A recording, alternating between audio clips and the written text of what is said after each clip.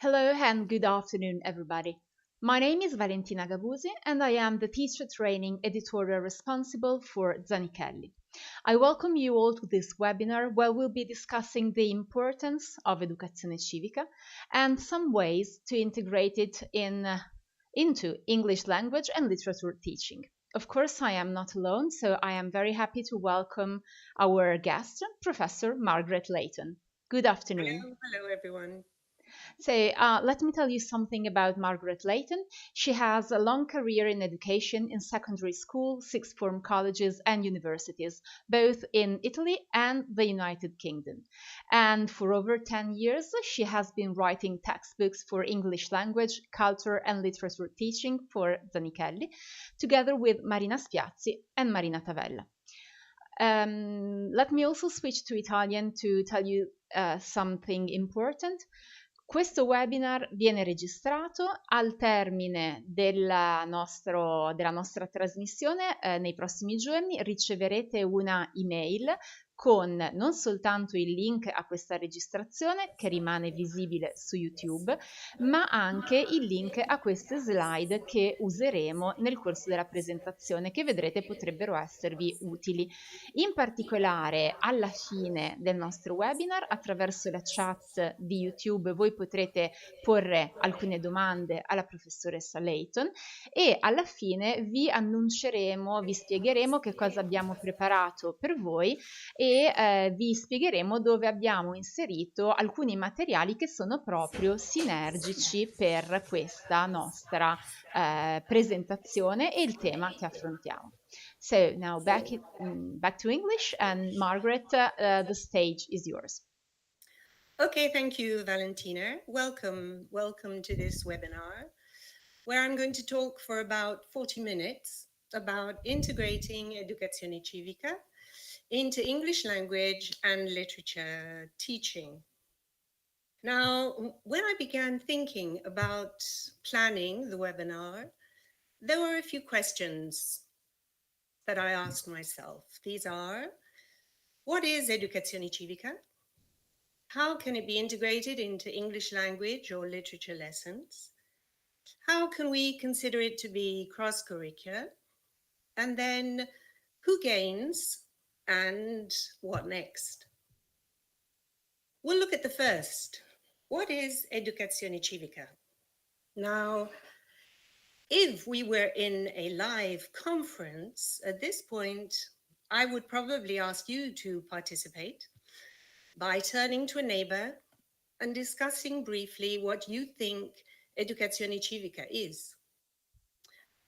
We can't, because we are all stuck at home, so we can think about it individually. And I know many of you will have faced this problem within your schools. Maybe you are already implementing Educazione civica in your lessons.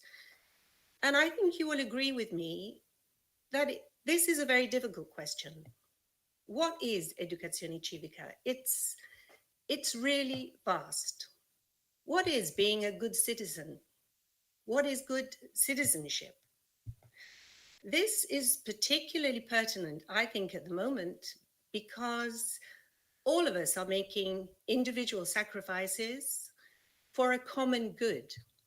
We are all trying to be good citizens in this pandemic. The Minister of Education, when they introduced this idea of Educazione civica in August of 2019, agreed to produce some guidelines, and their definition of the teacher's role was to develop responsible, active citizens, to encourage full and conscious participation in the civic, cultural, and social life of their community. My goodness, a very big ask. Luckily, they pinpointed three very specific areas. These were, the first is the Constitution, which they said is the heart of this Educazione civica. The second is sustainable development in the environment. And the third area digital citizenship and competence. Let's look at these three areas in a bit more detail and see how they can be connected to our English language teaching. So, first of all, the Constitution. The students have to learn about the Italian Constitution. They are learning about national and international law. And here is our first link with English language teaching, because the international organizations that implement the laws and the guidelines are all working in a medium of English. So there is an enormous amount of material available for English language teaching. The teachers aim to make students aware of their rights and responsibilities, to teach them to be responsible, active citizens.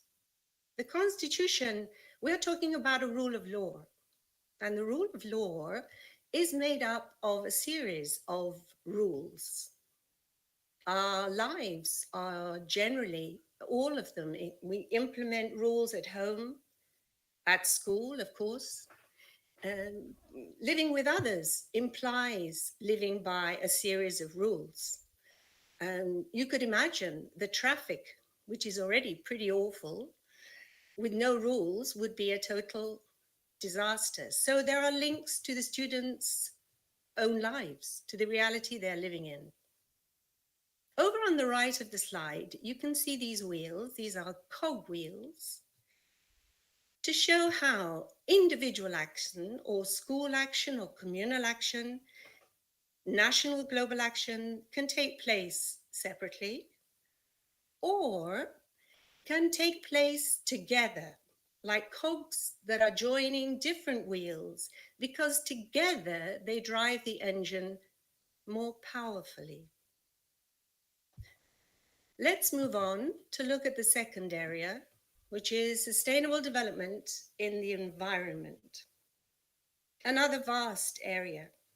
Developing global citizens, they need to learn about the environment, how to conserve and protect their heritage and habitat, to be aware of the concept of sustainability.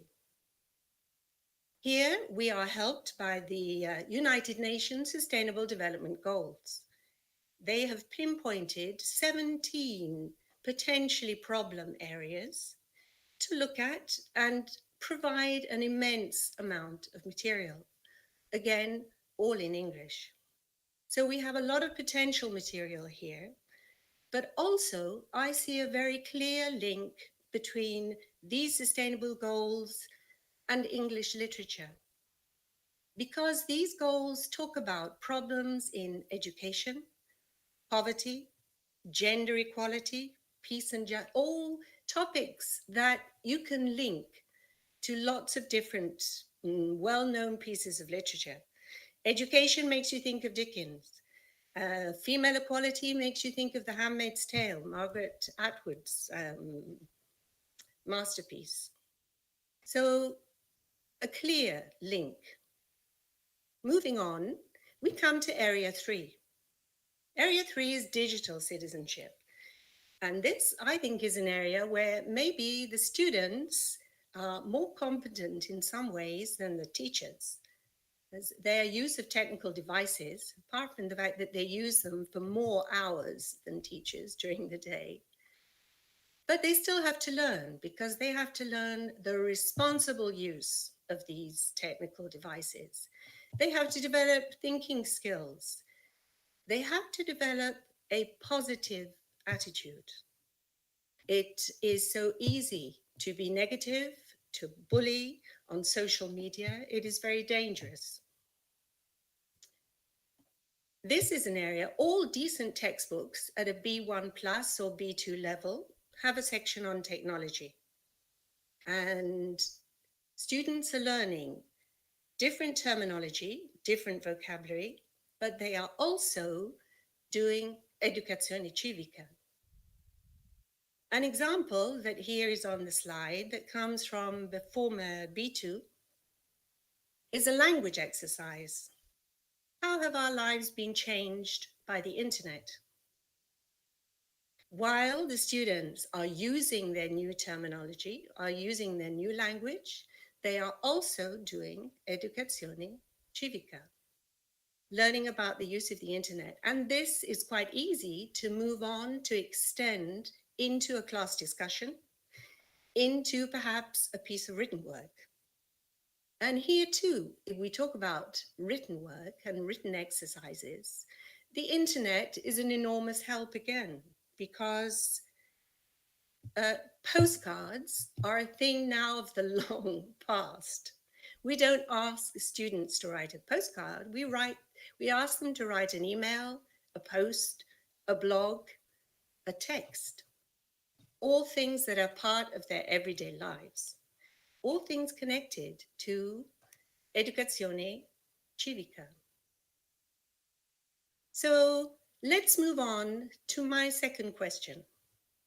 How can it be integrated into English language or literature lessons? And we have already begun to answer. Now, the interesting thing is that educazione civica blends very well with the new type of teaching, with what we could now call a holistic or an integrated form of teaching, so that we are not only teaching facts and knowledge, we are teaching skills. These are sometimes called the 21st century skills. These are sometimes called soft skills.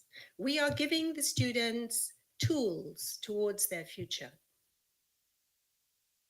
I think it's an interesting thing to stop and think for a moment that you can easily forget the date of the Norman invasion.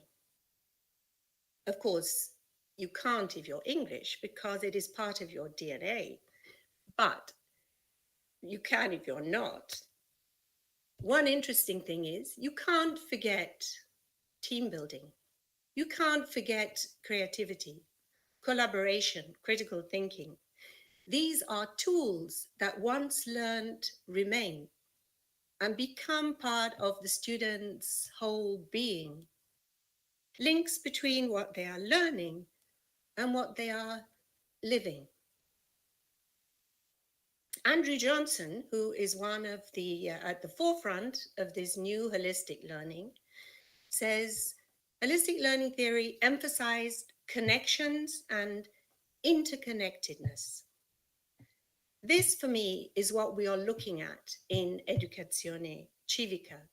We are looking at how to make connections. We're looking for links.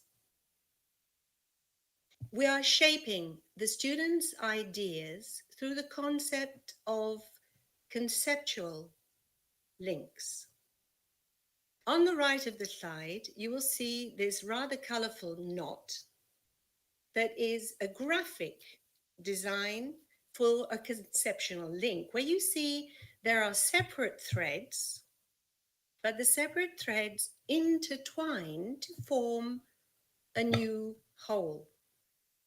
These links between language, literature, contemporary issue, contemporary news, culture, with other school subjects, links that have lives of their own that come together to form something rather special.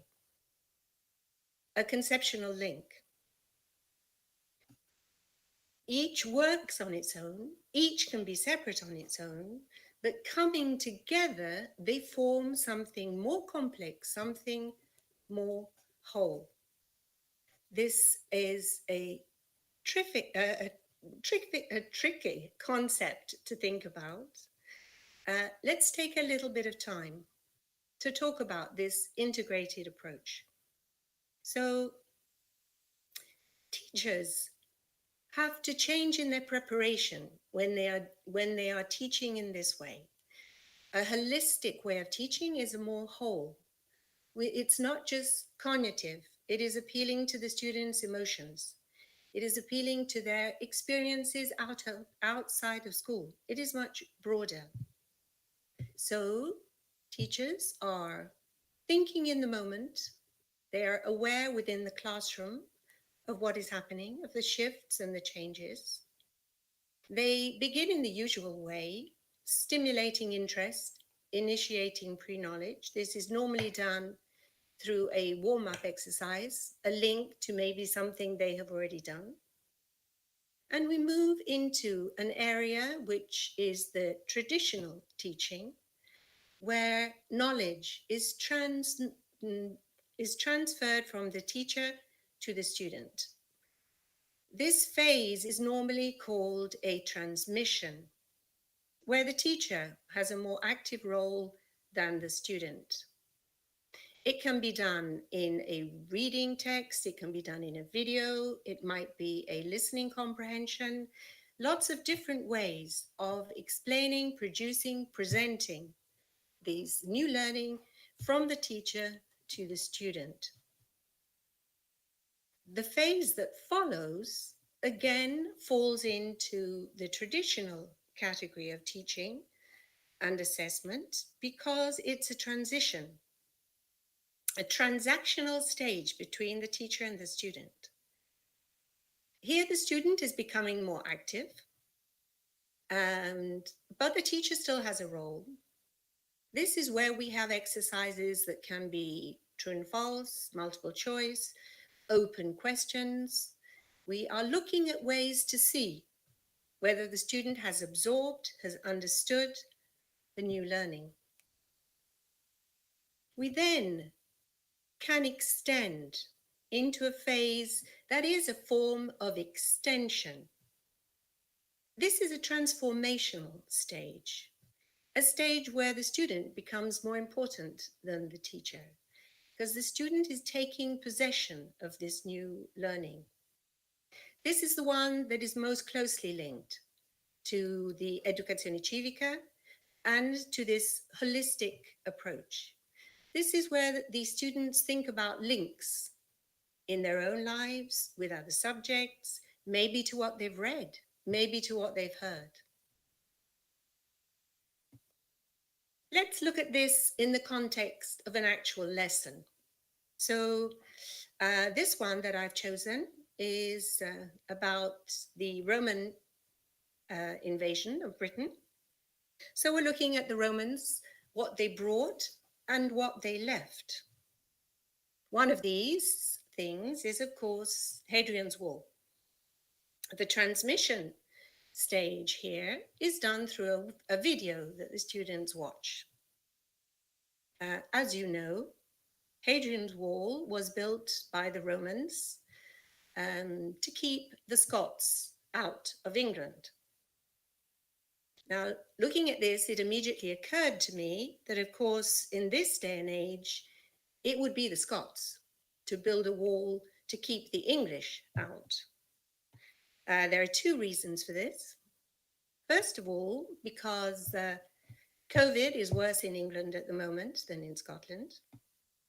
And secondly, because if the Scots managed to build a wonderful wall, they could become independent and they could possibly rejoin the European Union. Now, this is my own personal feeling.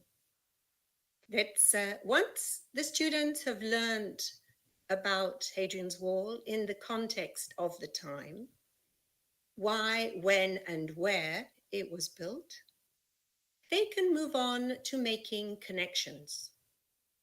They can move on to thinking about walls throughout history, for protection, for defense. Walls delineate borders. We have seen that between Israel and Pakistan. Donald Trump wanted to build a wall to keep the Mexicans out. So it also links into the idea of free movement with or lack of free movement, which brings us into the first area of the Educazione civica, which is to do with constitutional rights and citizenship.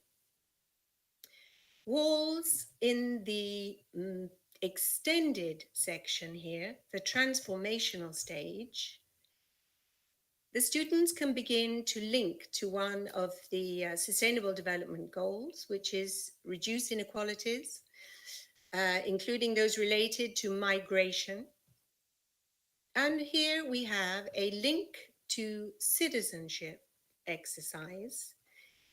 It's like a compito di realtà. They have to link with their own personal experience. Here they're given a help through quotes to literature. We have one to a poem by Robert Frost and one to Italo Calvino. The extension can go on. It can be given to the students, discussing this whole question of walls with some students. There were two very interesting ideas that came up. One was a student who instantly thought of Pink Floyd and the Brick in the Wall song about education. And another student talked about how Banksy uses public walls to make social comments. There's quite an easy jump from physical walls to psychological walls, the walls that we all build up around ourselves. So here we have links to history, links to psychology, links to politics. It can go on. It's quite complex, and I am aware that I am talking quite fast. There is so much I want to get through to you, but remember that all these slides will come to you through Zanichelli. So don't worry about writing anything down or even taking a photograph with your phone. Just wait until the slides come and you can look at it con calma. This idea of the integrated approach, the holistic model, I want to go into slightly more detail because the preparation is multifold. Teaching learning as transaction, this idea of to and fro, back and forth with the students. So a teacher has to think. The preparation has to change from a cognitive syllabus to an all-inclusive one. Am I aware of what is happening in the classroom? Am I giving sufficient space to a teacher-student interaction? Am I allowing them to take possession of their learning? This, for a lot of teachers, is quite difficult. We are so keen for them to learn as much as possible. Do we give them enough space to reflect, to think, to take time? Are we aware of the different styles of learning present in the class? Sensitive to motivations, attitudes, expectations of the students? So much to think about. We also have to think about the environment. At one time, this would have been a question of desks and chairs and where to put who, where in the classroom. Maybe also the physical comfort of lighting and heating. Nowadays, we also have the online environment to think of. How does the distance learning affect this transaction? Do we have the software, the technology? Am I using it in a correct way? Are my strategies the ones I need for the environment, for the face-to-face or the online?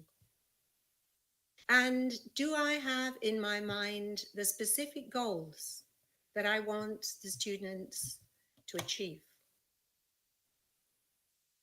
How is this related to the content? How does it fit into a specific program?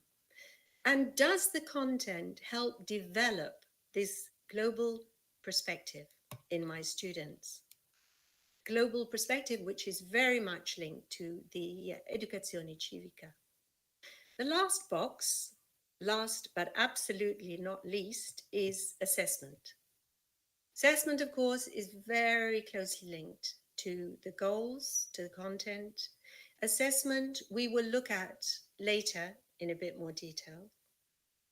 How is it linked to the goals? Is it attached to a formal exam like the first certificate, like IELTS? And how does it change when I am teaching online? This is a complex slide. It's one that I hope you will have time to look at when you receive these at home. I'm trying to give this idea, I hope, of the way all of these aspects affect the way we prepare and the way we teach. It's holistic. It's holistic because we are looking at lots of different elements that work separately, but when they are joined together, they form a new, harmonious, powerful whole. Like this beautiful diagram of the stones working together to make something new. This is a more prosaic way of presenting it. We have the explanation of holistic because different elements in our lives, in the student's life, interest, experience, family, well-being, and elements from the study part of their lives, organization, efficiency, functionality, collaboration, technology, these can come together to form a new whole, a new holistic whole, which is made of the different parts but has an identity of its own. So we have looked at Educazione civica, integrating it into lessons through this new system of teaching, this idea of holistic and integrated teaching. Let's go on to look at it in specific lessons. Now, I'm going to show you two examples from the new Zanichelli Culture and Literature textbook called Shaping Ideas, which is entirely based on the idea of conceptual links. The one that I'm going to look at first is suitable for a third year, liceo, and they have just studied early medieval history in Britain and the signing of the Magna Carta. The obvious link here, of course, is to human rights. So they begin by making the link with what they have just studied, and then there is a transmission stage where they have a teacher talking about the origins of human right up until the time of the Magna Carta. This is followed by a transactional stage where we have two exercises taken from the first certificate. First one is a gap fill linked to the listening. And the second is a word formation linked to the Magna Carta, followed by a further stage of transmission when the Magna Carta is linked through history up until the present. So the links are directed to philosophy, John Locke, US Declaration of Independence, Declaration of the Rights of Man, the First Geneva Convention, Gandhi's struggle for rights in India, the United Nations, right up until the European Convention of Human Rights and the Human Rights Act in Britain in 1998. So, transmission of knowledge linked to what they have been studying, and now the extension. So, one obvious extension here is to use an article from the Magna Carta and compare it to a similar article from the Italian Constitution. The one I have chosen is Article 39 in the Magna Carta. No free man shall be seized or imprisoned or stripped of his rights or possessions or outlawed or exiled or deprived of his standing in any way. The Italian Constitution has an article that is so similar. Personal liberty is inviolable. No form of detention, inspection, or personal search is admissible, nor any other restrictions on personal freedom. Stimulating for the students to look at a comparison between something so many hundreds of years ago and something that is present in their contemporary life today. Here, the link to citizenship points them in the direction of the Sustainable Development Goal, peace, justice, and strong institutions, points them in the direction of the European Convention on Human Rights, right to liberty and security of person, and then gives them a compito di realtà, a learn by doing. Here is where the student really takes over and takes possession of their learning, because here they are producing. They're using what they have learned. They are using, hopefully, some of the tools, the problem solving, the organization skills. They produce an infographic. Now, thinking about distance learning, these compiti di realtà are particularly adapted to an internet reality, because they do the research on the internet, and what they produce can be shown on the internet to the teacher, to the other students.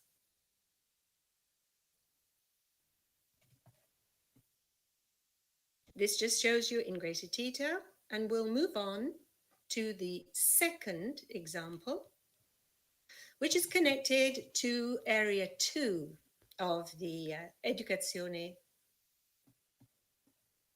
civica. So in this particular case, it's a 4th year class who have been studying 19th century literature, the Romantic poets, and have read Samuel Taylor Coleridge's Rime of the Ancient Mariner. We have an instant link from the title of this text, Water, Water Everywhere, Climate Change and Water. So link to what they have been studying, link to literature. And this is a text taken from the European Environmental Agency. A short break here to talk about authentic material. As we said before, there is a vast amount of authentic material available. All the international organizations obviously give so much. So, but be careful. Make sure that if you're going to use material from the net, that it is from a reputable international source. I know some people are a little bit nervous of using authentic material because the language can be challenging, but it's good to aim high. It's good not to underestimate the students, to push them beyond limits that they never knew they had. So here, the cross-curricular integration is obvious: English, biology, science. We are taking them from Coleridge into contemporary climate change problems. You would never have imagined that Coleridge would be connected to Greta Thunberg and Fridays for Future. The interesting thing about what she has succeeded in doing is involving so many young people in a contemporary problem. And of course, all of them are using English as the medium, Fridays for the Future. We have another link to contemporary literature. This is a book by the American author, Jonathan Safran Foer, which came out in 2019, and it is called We Are the Weather. Saving the Planet Begins at Breakfast. Such a wonderful title, and I think so appealing to young people.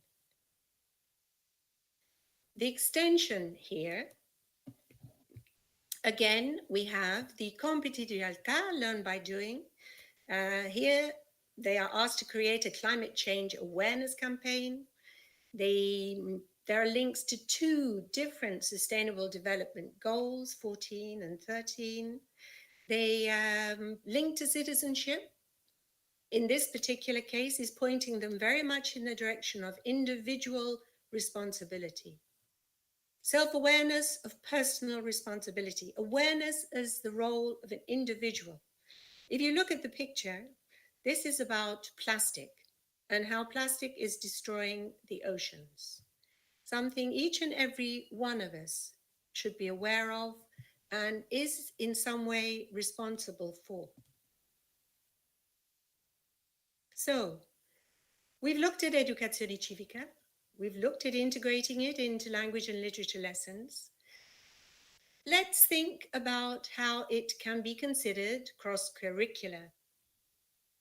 As we've gone through, I have pointed out the links to history, links to geography, links to science, links to art. How about Banksy? Links to music and the Pink Floyd. Another part of the book that is very much Educazione civica and transformation is the class debate. Each conceptual link ends with a class debate, which discusses one of the topics that has come up within the link that they have been studying. In this particular case, it's a 5th year class who have been studying the 20th century and 20th century literature, and George Orwell's 1984, with its very obvious use of propaganda, manipulation, his extraordinary foresight in seeing the important role that technology would have in people's lives. And the debate is about the use of surveillance cameras. This house believes that surveillance cameras in public places are an unacceptable invasion of individual privacy. The students are given some points for, some points against, and must add their own. They must take over. When a debate works well, it's wonderful to see the class come alive. Teachers can organize it in different ways. You can organize it in small groups, divide the class into 2. So one half is thinking of points for, another half is thinking of points against. You can choose the speakers, the different groups can decide on the speakers. All of this is quite flexible. It is an obvious cross-curricular activity because they are using their knowledge of other areas and other subjects, as well as their personal experience in it. Now, I can hear you all saying, yeah, but all of these activities we've talked about are complicated to access.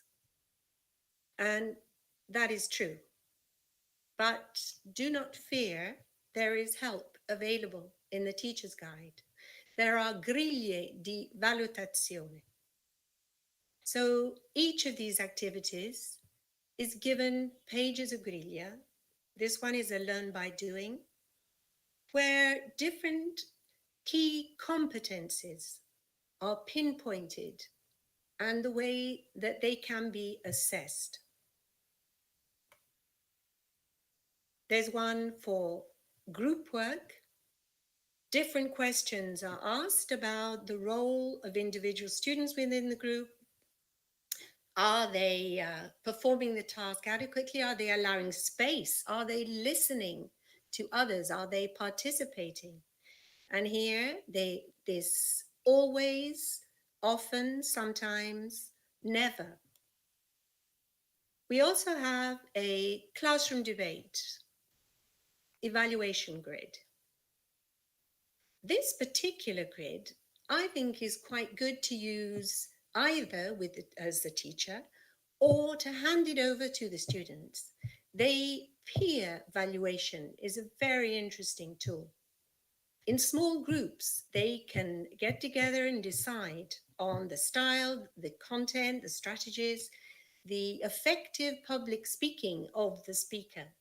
The more they discuss it, the more they are learning how they themselves can be effective speakers. And we have seen in another webinar just how much there is to gain from using this debate well, all the different soft skills that they are learning. So, what is Educazione civica? I hope we've come up with some of the answers. How can it be integrated into English language or literature lessons? I hope we have seen one or two examples. How can it become cross-curricular? We are looking at links. We are looking at interconnectedness. We are looking at the cogwheels that can work together. We are looking at conceptual links that work on their own, but together form an intricate, complex, and fascinating new harmonious whole. Who gains? Now, I hope that, like me, you will think that this is quite an easy question because everybody gains. The students gain because they become more involved, they become more engaged, hopefully they become more motivated. The learning is no longer something abstract, something purely cognitive. This is forming links between what they are learning and what they are living. Who gains? The teacher gains. Teacher gains, it is a new way of teaching, it is a new approach, but hopefully one that as the students are more motivated, as they are more engaged, the teacher too gains greater satisfaction. We are left with the last question. What next? As we have gone through, although it probably seems quite fast when we have gone through it, I think it becomes clear that what is happening in teaching is that we are moving away from a more rigid traditional style to one where students are learning more and more to take over, to become autonomous. And I think that this is the direction that we are heading in. I think it is an exciting one. And the future is students becoming more and more responsible for their own learning, more independent, more autonomous. So, and Educazione civica is an area where this is very much alive. It's a challenge, it's an enrichment, and it makes the learning process perhaps more meaningful because Charles Handy says, citizenship is the chance to make a difference in the place where you belong. I have one final message to give you about Educazione civica, and it's very simple, and it is enjoy it. Thank you. Thank you very much, Margaret. And everybody is really saying that everything you said is very interesting, and these are all ideas worth trying with the classrooms and the students.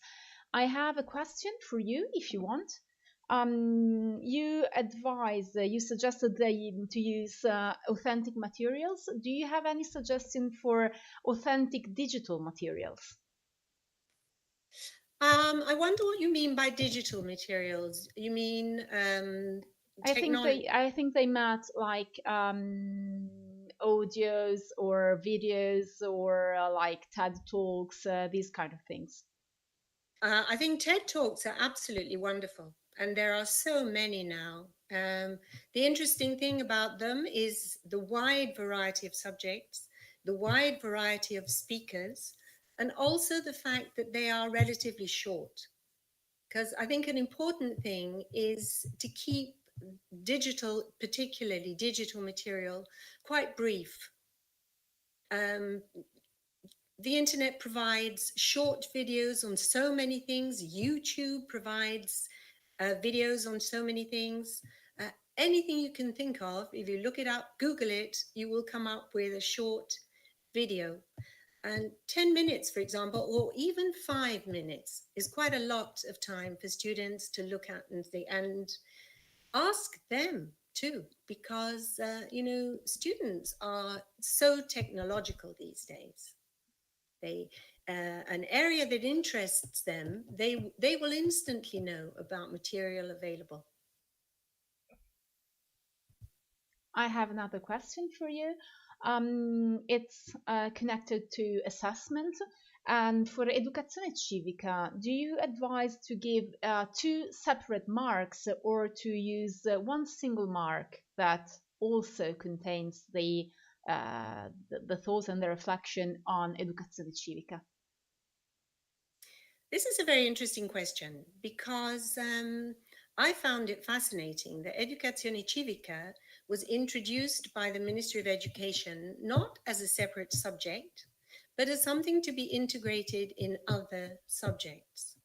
So it's quite difficult if you're going to have it as part of your technology lesson about vocabulary to separate it. That's why this last area we looked at, the transformation, one that includes the compiti di realtà, the link to citizenship. In these areas, I think one of the things you can be looking at is educazione civica. So, for example, if they have produced a poster, you can look at the way the work was organized, the way it is graphically displayed, the way they worked well together. And then you can also look at how much they learned in Educazione civica. You can't have it just always separate, but you can have it as one of the voices of an assessment program. Grazie mille Margaret, ti chiedo di rimettere la slide successiva perché come avevo promesso in apertura, ho qualcosa da dire e lo dico in italiano. In sinergia con questo webinar le autrici hanno preparato dei materiali per voi. Gli esempi che vi abbiamo fatto vedere sono tratti dal nuovo libro Performer Shaping Ideas, ma abbiamo cercato di preparare dei materiali proprio in linea con quello che è stato presentato finora. Quindi troverete da qui in avanti, qui vedete le date, dei materiali pronti per lavorare sull'educazione civica nella vostra classe, con le vostre classi di inglese. La prima è già pronta, dopo vi spiego dove la trovate, ed è già pronta sul tema dello sviluppo sostenibile. E poi a cadenza mensile ne troverete una pronta per la cittadinanza digitale dal 15 febbraio e una sulla Costituzione e i diritti umani dal 15 marzo. Questi pacchetti di risorse che potrete scaricare dai nostri siti di cosa si compongono? Qui vedete una piccola immagine, di fatto sono 2 lezioni fatte con lo stile della lezione segmentata, quindi anche bene adatte da fare a distanza. La lezione segmentata prevede un momento di spiegazione e subito un momento attivo per immediatamente coinvolgere gli studenti, quindi troverete 2 tracce di lezioni per il docente per portare avanti questi contenuti e un project work proprio per andare in quella direzione del lavoro e della didattica per competenze di cui parlava Margaret. Dove si trovano questi contenuti? Ve lo faccio vedere alla slide successiva. Probabilmente qualcuno di voi ha qualcuno di questi libri in adozione, se non ce l'ha non si deve preoccupare. Per ognuno di questi vedete che in queste slide abbiamo inserito un collegamento, un vai alla pagina, verrete rimandati direttamente alla pagina web del sito del libro in cui abbiamo creato proprio una pagina in cui semplicemente loggandovi con le credenziali Maizanichelli troverete questo dossier pronto da scaricare in tutte le sue parti compresi di audio laddove sono stati previsti gli audio, e quindi già da diciamo domani, dopodomani potrete mettervi alla prova con questi materiali. Come dicevo in apertura, voi troverete queste slide tanto nel campo descrizione del video, che appena finiamo sarà già disponibile su YouTube, quanto nei prossimi giorni con la mail che vi manderemo, compresa di link al video, attestato e slide, avrete direttamente i link a questi materiali. Rimango con l'italiano. Ci stanno ringraziando tutti, professoressa, e sono tutti molto stimolati dalle connessioni, dai link che avete dato, intesi come conceptual link, e dai tips e dalle riflessioni di perfetta integrazione, approccio olistico e sinergico di cui abbiamo parlato oggi pomeriggio. Quindi davvero ci sono tante persone, lo avrete visto, eravate in più di 1300, quindi una comunità molto bella, e passo la parola alla professoressa Layton per i saluti. Grazie, grazie a tutti. Thank you all very much for participating in this webinar. I think it's quite a complex subject, but I am absolutely convinced that it is an invigorating and inspiring context. So I wish you all well in your teaching and well in the way you present Educazione civica. Thank you. Grazie anche da parte mia, buon inizio anno e grazie di essere stati con noi in questo pomeriggio.